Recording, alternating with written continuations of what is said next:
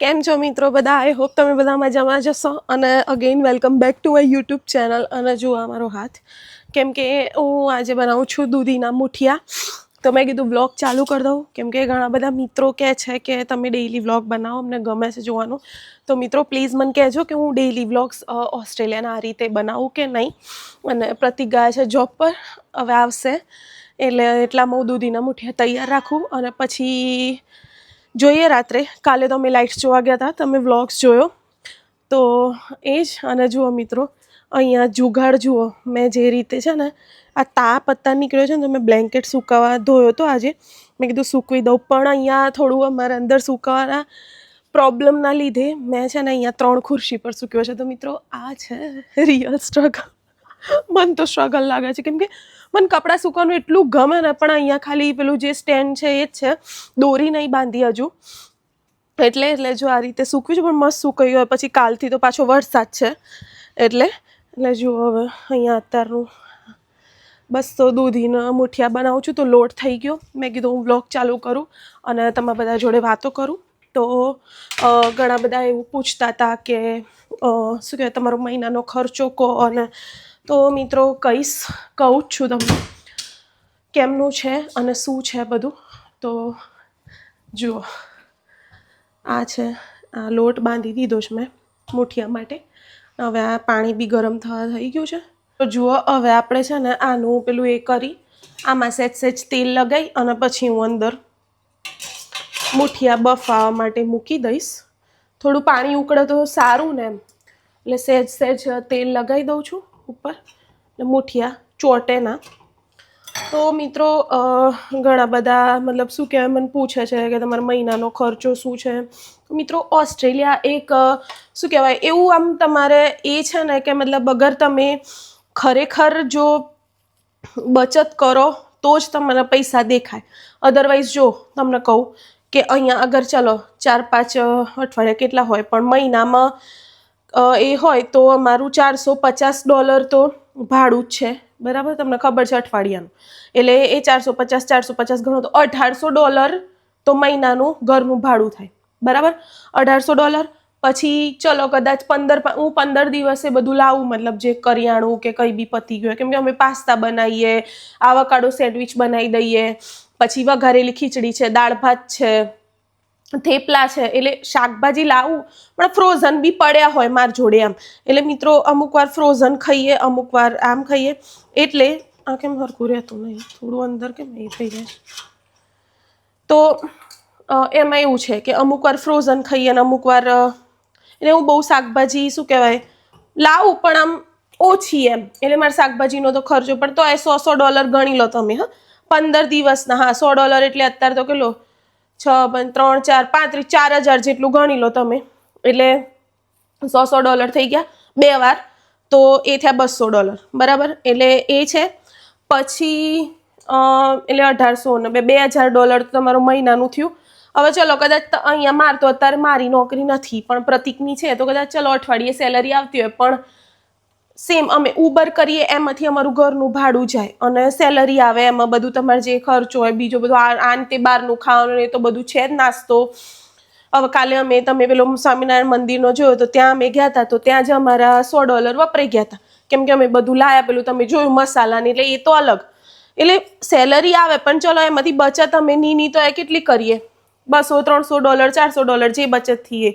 તો મહિને બધું થતાં અમારો ખર્ચો તમે વિચારો તો મિત્રો બચત હાથમાં આપણે 30-40 હજાર જેટલી, મતલબ એટલી બી નહીં, કેમ કે પાછું આપણું બધું ભરવાનું હોય, ઇન્સ્યોરન્સ હોય ને પેલું શું કહેવાય, એટલે એ તો અલગ. એટલે હું એ કહેવા માગું છું કે ઓસ્ટ્રેલિયામાં ખર્ચા છે, નો ડાઉટ. તમારી સેલરી અઠવાડિયે પણ 2 જણા કમાતા હોય ને તો જ. એટલે મિત્રો તમે મને કહેજો કે આપણા ઇન્ડિયામાં અત્યારે તો મતલબ ખબર નહીં નોકરીનું કેવું છે. મારી તો બહુ ઈચ્છા હતી કે હું ઇન્ડિયામાં શું કહેવાય, હું લિટરલી પોસ્ટમાં નોકરી કરતી હતી. તમે વિચારો, પણ લગ્ન કર્યા એટલે આપણે આવું જ પડે. કે આ જો બફાઈ છે મારા મુઠિયા મસ્ત. અને આ થોડું વધ્યું એ બીજા રાઉન્ડમાં કરી દઈશ ને. મિત્રો અમે જે મંદિરથી કચરિયું લાવ્યા હતા ને, જુઓ બહુ મસ્ત છે, મેં ખાધું. અને આ મેં છે ને જુઓ બનાવ્યો છે, હું તમને તો આ મેં બનાવ્યો છે સિંગ પાક. મતલબ એટલો સોફ્ટ છે, તમે જુઓ ખાલી, એકદમ કડક. અત્યારે ઠંડી છે એટલે બાકી આ એકદમ સોફ્ટ જ છે. આ જો સિંગ પાક બનાવ્યો છે, ઘી ગોળનો પેલું એ કરી એમાં મેં સિંગ નાખી દીધી એટલે સિંગ પાક બની ગયો. પ્રતિકને ભાવે એટલે બધું બનાવતી હોઉં. હું હમણાં ઘરે છું એટલે જોબ આવશે એટલે તો પછી તો ખબર નહીં ટાઈમ મળશે કે નહીં. પણ પૂછે કે મહિનાનો ખર્ચો, તો અમારો મહિનાનો ખર્ચો અરાઉન્ડ, અને હા જુઓ મારા 15 દિવસે ઇન્સ્યોરન્સના $64 કપાય, કેમ કે અહીંયા મારો પ્રાઇવેટ ઇન્સ્યોરન્સ છે. અને એ છે ને મિત્રો, કાલે મારે કરાવવાનું છે બ્લડ રિપોર્ટ ને એ બધું. એ અમે રેફરલ લખાઈ લાયા, અહીંયા ડૉક્ટર જોડે જવું પડે રિપોર્ટ કરાવવા. મેં તમને જેમ કીધું એમ હું આ બતાવવા ગઈ હતી, એની દવા આપી તો પછી ડૉક્ટરે કીધું કદાચ તમારા ફરીથી આયન ઓછું થઈ ગયું હોય આમ તેમ. તો ડૉક્ટરે મને છે ને રિપોર્ટ લખ્યા પછી કે ફરીથી 6 મહિના થઈ ગયા. અહીંયા 6 મહિને બ્લડ રિપોર્ટ કરાવી જ દેવા પડે, કેમ કે મિત્રો તમે બહારના દેશમાં રહેતા હો તો તમારે વિટામિન્સ ઘટી જાય, આયન ઘટી જાય, કંઈક ને કંઈક. એટલે મેં છે ને કરાવી દીધા, મતલબ રિપોર્ટ કાલે કરવાના છે. ફાસ્ટિંગ છે, મતલબ ભૂખ્યા પેટે રિપોર્ટ કરવાનો છે. એટલે કાલે હું તમને બતાવીશ કે અહીંયા રિપોર્ટ તો મારા તો ફ્રીમાં ના કહેવાય. 15 દિવસે જે ઇન્સ્યોરન્સમાં $64 કપાય છે ને, એટલે મારે ક્લેમ કરી દેવાનો. મતલબ પ્રાઇવેટ ઇન્સ્યોરન્સ છે અહીંયા, અને જે PR હોય એ લોકોને મેડિકેર કાર્ડ હોય તો એવું જ છે. એટલે કાલે હવે રિપોર્ટ કરાવીશ ને પછી ખબર પડશે કે આયન ઓછું થયું છે ફરીથી કે શું છે. મતલબ એવું મને થોડું લાગે છે કદાચ, એટલે જ બધું અમુક વાર પેલું ડીઝીનેસ થાય ને એ બધું થાય. તો મિત્રો વિદેશમાં રહેવું એટલું અઘરું છે. તમે લોકો તમારા ડાયટ પર મતલબ ધ્યાન આપી શકો, ના નથી, પણ હું ઇન્ડિયા છે ને એટલું ખાતી હતી ને, મતલબ કે વડાપાવ ને બદામ શેક ને આહાહા, મતલબ પાવભાજી મંચુરિયન, પણ કશું ક્યારે કંઈ થાય નહીં એમ. અને અહીંયા તો સેજ બહારનું ખાઉં તો એમ થાય યાર થોડો ગેસ થઈ ગયો, થોડું આ થઈ ગયું, એસિડિટી થઈ ગઈ. ખબર નહીં કેમ અહીંનું હવે લાઈફસ્ટાઈલ એવી છે કે શું છે. મિત્રો પ્લીઝ મને કહેજો શું ઉપાય છે આ બધાનો. મને ગેસ, મતલબ ગેસ એટલે એવું નહીં, પણ ઓડકાર આવે ને કંઈ બી તીખું ખાવું તો એ મારે ઇન્ડિયા નહોતું. હું બહુ ઇન્ડિયા ખાઈ શકતી હતી તીખું. અહીંયા આવીને તો એટલો પ્રોબ્લેમ થઈ ગયો છે, બહુ અઘરું છે. એટલે હું છે ને બહુ તીખું બનાવતી જ નથી, મસાલેદાર સિમ્પલ સાદું ભોજન. અહીંયા બહુ તીખું હવે નહીં બનાવતી. અમુક વાર પર્થમાં બનાવી દીધી હતી, પણ અહીંયા આવીને તો મેં એકદમ ઓછા મસાલાવાળું બનાવવાનું ચાલુ કર્યું. એટલે આવું છે. કાલે અમારે એ બી, એટલે એ ઇન્સ્યોરન્સના કપાય અલગ, પછી કદાચ આપણું કંઈક બચતમાં મૂકવાના હોય કે કંઈ બી હોય, મતલબ કંઈક વીમો ભરવાનો હોય, કંઈ બી એ થયું એટલે માની લો 2500 થી 3000, 2500 તો ખરો, $2500 મહિનાનો ખર્ચો થઈ જાય છે. હવે તમે સેલરી કેટલી આવે એ બધું મિત્રો હું તમને કંઈ કહેવા બેસું. મારા હસબન્ડ એકલા જ છે અત્યારે, એમને એકલાને જ જોબ છે. ઉબર કરીએ એમાંથી સ્ટ્રેટ હવે મારું ભાડું જાય છે. જો અમે સાંજે હવે પ્રતિક કેટલા વાગે આવશે, મતલબ 2:30 વાગે આવી જશે, ખાશે બાસ એમ કરીને 5 વાગશે. અમે વહેલા જ ખાઈ લઈએ છીએ. 5 વાગે અમે જઈશું ઉબર કરવા. ઉબરમાંથી કદાચ કેટલા $50-60 કમાઈએ તો ગણી લો 5 દિવસના, ગુરુવાર સુધી. હવે આજ તો મંગળવાર છે, કાલ રજાથી, કાલે અમે ઉબર નથી કરી, અમે લાઇટ્સ જોવા ગયા હતા. તો એવું બધું છે. એટલે એ તો સ્ટ્રેટ હવે રેન્ટમાં જતા રહેશે તો રહ્યું કેટલું સેવિંગ. તો મિત્રો હું એ જ સમજાવવા માગું છું કે એક જણની નોકરી પર તો પોસિબલ નથી ક્યારે, કે તમારી પાસે ક્યાંય મોટો બિઝનેસ હોય, કંઈક એવો ધંધો હોય તો જ એકની નોકરી પર પોસિબલ છે. અધરવાઇઝ 2 જણને નોકરી કરવી જ પડે. હું અહીંયા સલાહ આલું છું, પણ મારા જ નોકરીને હું કેટલી સુધી હું ટ્રાય કરું છું, મળશે બરાબર. બી પોઝિટિવ, કેમ કે મારું પર્થમાં બી મતલબ મને થોડું એવું થઈ ગયું હતું મિત્રો, જ્યારે મને નોકરી નથી મળતી ને, બહુ અઘરું છે. ઓસ્ટ્રેલિયા ઇઝ, મતલબ તમે વિચારો 7 સમંદર પાર તમે પોતાના એનાથી દૂર રહો છો. હવે મને ઇન્ડિયા જો તો મને કોઈ ટેન્શન નહીં, મતલબ મારે કંઈ ખાવ તો મારા પપ્પાને કહી દેતી હતી, પપ્પા આ લઈ આવો, હાલે. મારા પપ્પા બિચારા લઈ બી આવતા હતા. તો અહીંયા છે, અહીંયા બી ખાઈ શકું છું, મારા હસબન્ડ, મતલબ એવું નહીં, પણ એમ કે ત્યાં આપણને બીક ઓછી, કંઈ બી થાય આપણે 108 બોલાવીએ તો અહીંયા તો એમ્બ્યુલન્સ બોલાવી હોય ને મિત્રો, મતલબ અગર કંઈક મતલબ એમ્બ્યુલન્સ બોલાવે તો $2000. એમ્બ્યુલન્સ બી કંઈ ફ્રીમાં ના આવે, પૈસા લે. તો વિચાર લો, મતલબ અને ઇમરજન્સી બી ત્યાં લાઈનમાં ઊભા રહેવું પડે. એવું નહીં કે ઇમરજન્સી એટલે ફટાફટ સારવાર મળી ગઈ, લાઈનમાં ઊભા રહેવું પડે. સો બહુ ટફ છે ઓસ્ટ્રેલિયાનું મેડિકલ સિસ્ટમ, જેમ મેં આગળ કીધું એમ. પણ આ હું ખર્ચો કહેવા માગું છું. મારે પછી ઉબર કરીએ એટલે કરવું જ રહ્યું તમારે, નહીં તો ઇન્ડિયા આવવાનું હોય એ ટિકિટો કેટલી મોંઘી હોય છે ને મિત્રો. ખાલી તમે સર્ચ તો મારજો, તમારું પર સર્ચ મારવી પડે, પણ એમ કે એટલી મોંઘી ટિકિટ, $1500, $1200, $800 ને. ખાલી જવાની, અમુક વાર રિટર્નની સસ્તી મળી જાય. પણ એટલે ઇન્ડિયા આવું હોય તો બી અમારા જોડે એટલું મતલબ 2-3 લાખ નહીં, હું તો કહું 2-3 લાખ જેટલું તો હોવું જોઈએ તો અમે ઇન્ડિયા આવી શકીએ. મિત્રો, એટલે બહુ અઘરું છે, ખર્ચો તો છે. પણ એટલે તમારે બેસી ના રહેવાય, કંઈક ને કંઈક કમાવવું પડે તો તમારી પાસે હાથમાં એટલા પૈસા બચે. તો મારો આ જ મિનિંગ છે કહેવા માટે. અને આ વ્લોગ બનાવવાનો એ છે કે હું થોડું તમારી જોડે વાતો કરું અને તમને કહું કે ઓસ્ટ્રેલિયામાં ખર્ચો કેટલો થાય છે.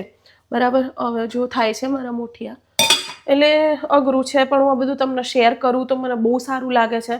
અને મિત્રો અગેન અમુક જ કહે છે કે આથી વિડીયો જોવો છો, પ્લીઝ લખી દો. એટલે મને એમ થાય કે યાર શું કહેવાય, ગામમાં આ સિટીમાંથી મારા આટલા ચાહકો છે, મારા મિત્રો છે જે મારો વિડીયો જોવે છે, અહીંયા સુધી જેણે વિડીયો જોયો છે, પ્લીઝ કોમેન્ટ બિલો કે ક્યાંથી જુઓ છો. કહી દીધું કે આટલું છે, આટલું બધું ખર્ચો, બહુ ઇન્સ્યોરન્સ બહુ જ છે. તો બધું મતલબ હું તમને કહીશ એટલું, હવે જેમ જેમ મને હું કહેતી રહીશ તમને નેક્સ્ટ વિડીયોમાં. બરાબર. એ મારા વ્લોગ જોજો મિત્રો. પણ અઘરું તો છે, yes, but we have to be strong, અને સ્ટ્રોંગ રહેવું જ પડે. બસ હવે આ થાય છે મારા મુઠિયા, પ્રતિક આવશે એટલે હું પછી લઈશ વ્લોગ એમનો. તો આવી ગયા છે પ્રતિક જોબ પરથી. આજ તો લઈને આવ્યા છે બીટ ને કાકડી. મને થોડું આયા ઓછું લાગે તો મેં કીધું બધા મિત્રોને કે કાલે રિપોર્ટ કરાવવાનો છે. મેં જો મિત્રો અમે ઓસ્ટ્રેલિયામાં છે ને આ દૂધ વાપરીએ છીએ, મેં બતાવ્યું જ છે તમને. જો કે 15 દિવસની એક્સપાયરી ડેટ આવે, તો આમાં કેટલા બધા લાઈક કેમિકલ, એટલે કેમિકલ તો નહીં પણ કેટલું પ્રોસેસ કરેલું હશે આ દૂધ. કેટલાનું આવ્યું? 3 લીટર? 15 વધી ગયા પ્રતિક. અને આ પ્રીબાયોટિક બ્રેડ લાવ્યા છે કેમ કે અમારો કાલનો પ્રોગ્રામ છે, કાલના જ વ્લોગમાં જોજો શું બનાવવાનું છે. અને કેળા લાવ્યા છે, કેળા કાચા છે ભાઈ, બધો આવાજ હતો. ઓકે. આમાં મુઠિયા વઘારવાની તૈયારી ચાલે છે. મેં મસ્ત બાફીને કટ કરી લીધા. હું કપડા ત્યાં જ ચેન્જ કરીને આવું છું. મારો જોબનો કોડ બી એવો જ છે, લાઈક ગ્રીન કલર જ છે. પ્રતિક જોબ કરે છે મિકેનિકલની, ફિલ્ડ જોબ છે એમની, એટલે બધું બહુ કાળું થાય છે. એટલે બધું એટલે હવે નાશે પહેલા તો નહીં જોબમાં. મેં આજે કીધો બધો ખર્ચો ને બધું આજે મિત્રો નાવાના બી પૈસા આવે છે, પણ નાતા નથી ત્યાં. 15 મિનિટ પણ નથી ત્યાં મતલબ મજા ના આવે ત્યાં નાવાની. એટલે ઘર આવીને નાવું છું.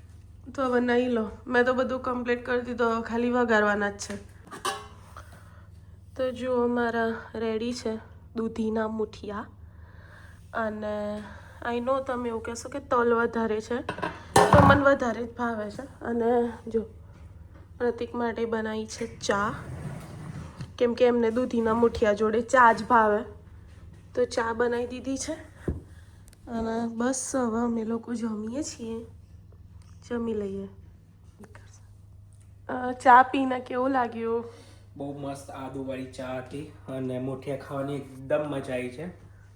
અને મિત્રો તમે કયા કોમ્બિનેશનમાં ભાવે, લાઈક મુઠિયા ચા જોડે કે છાશ જોડે? માનસીએ તો છાશ જોડે ખાધા. મને ચા એટલી નહીં ભાવતી યાર. તો પ્લીઝ મિત્રો કોમેન્ટમાં જણાવજો કે તમે શેની જોડે મુઠિયા ખાવ છો. અમુક લાઈક હું પહેલા હતો ને તો ગળ્યું દૂધ, લાઈક ખાંડવાળું દૂધ અને મુઠિયા ખાતો હતો. તો અમુક લોકો પાછા લાઈક લસણની ચટણીમાં તેલમાં ડીપ કરીને ખાય છે.